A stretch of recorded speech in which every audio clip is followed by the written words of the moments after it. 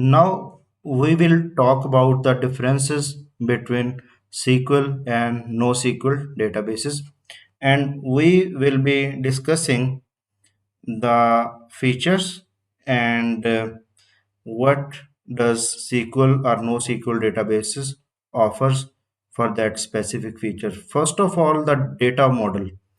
Data model, the SQL databases use tables. Tables contains rows and columns, and NoSQL databases are organized with four type of values relevant to their specific NoSQL type. The first one is documents, the second one is key value, and third one is graphs, and finally columns. And they are specific to specific data NoSQL databases, and we will discuss that in a while.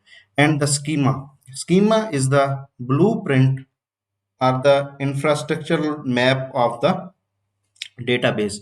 So you all know that the SQL databases use fixed and predefined restricted schema, while the NoSQL database comparatively dynamic, and actually it is a schemaless because it is comparatively very flexible.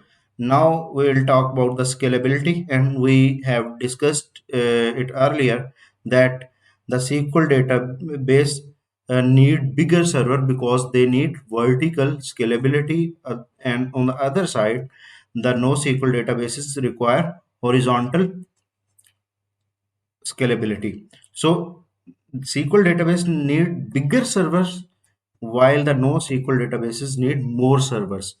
Now we'll talk about the ACID compliance. ACID properties, you know that A stands for atomicity.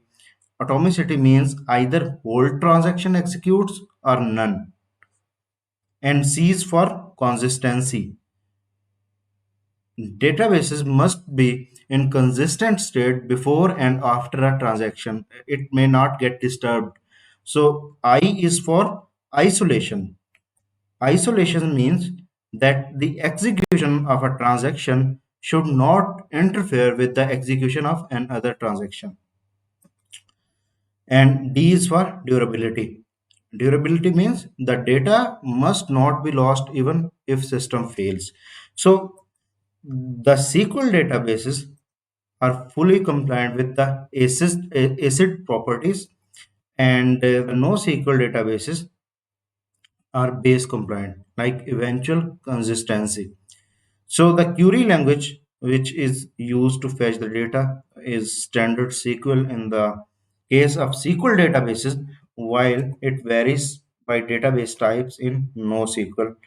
So I have told you that we have four different values in the data model of NoSQL databases. So the joins, SQL databases support joins, but in NoSQL types it is limited, or at some in some cases it is not supported.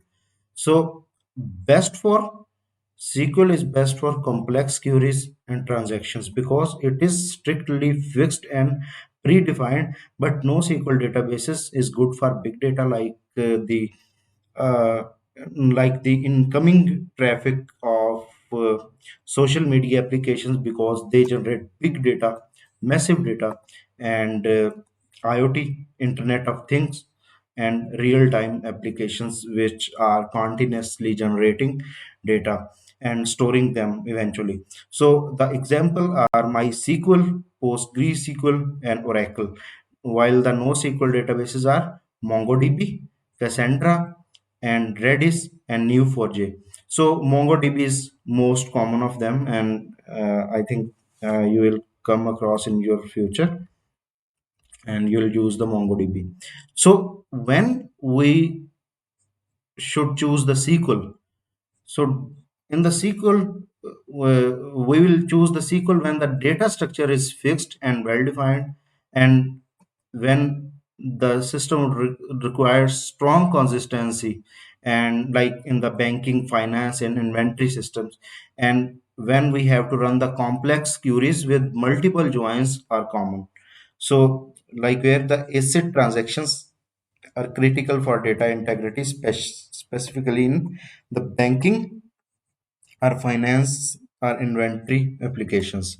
So, when we should choose the NoSQL when where data structure is evolving or unpredictable, like in social media application, anyone can upload anything at any time. So you need to scale horizontally to millions of users, and fast read and write performance is critical.